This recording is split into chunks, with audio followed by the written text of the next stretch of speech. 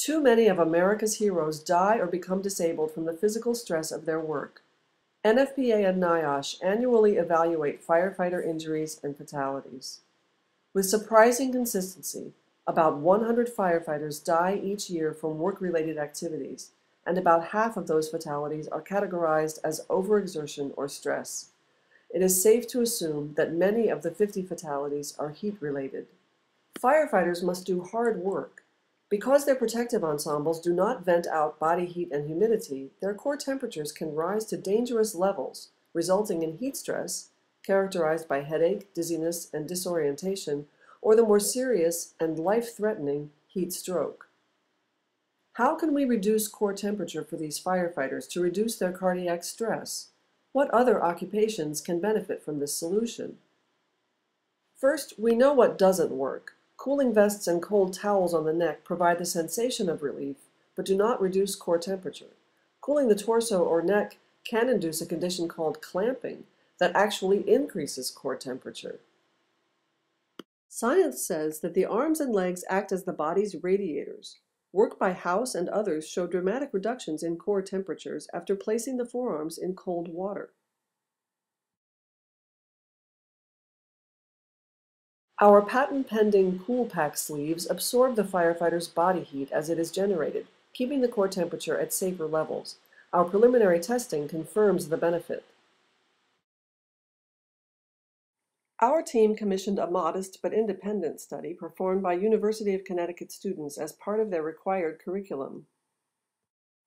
The actual testing was performed at Southern Connecticut State University's Human Performance Laboratory under the supervision of faculty and staff.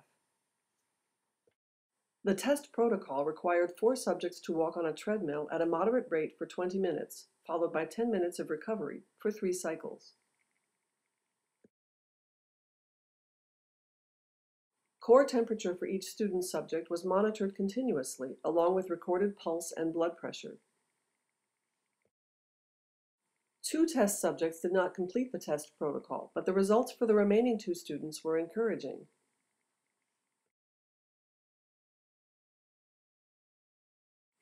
The graph for subject number 1 shows consistently lower core temperature reading for the 90-minute test while wearing the Coolpac sleeve. The graph for subject number 2 shows a similar result, lower core temperature for the full test duration. The data in each case show an average 0.3 degree lower temperature while wearing the Coolpac sleeve. This was a very limited study of 4 student subjects intended to show qualitatively that the Coolpac sleeve could reduce core temperature. 2 test subjects were disqualified from the study. The remaining 2 subjects showed measurable changes in core temperature.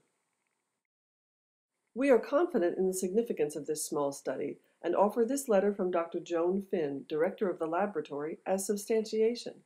Dr. Finn witnessed all testing and offered in this letter that she thought, quote, "the pilot trials were promising," unquote.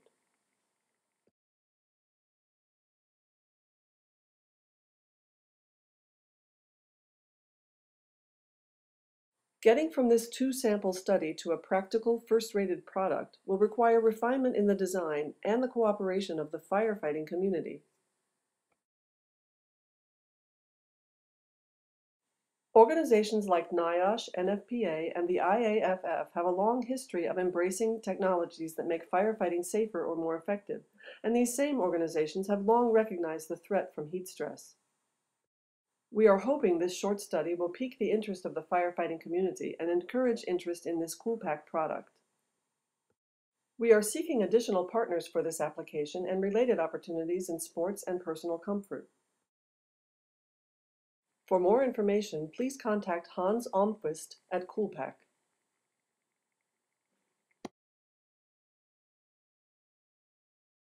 Coolpac technology is protected by 1 or more patents and patents pending.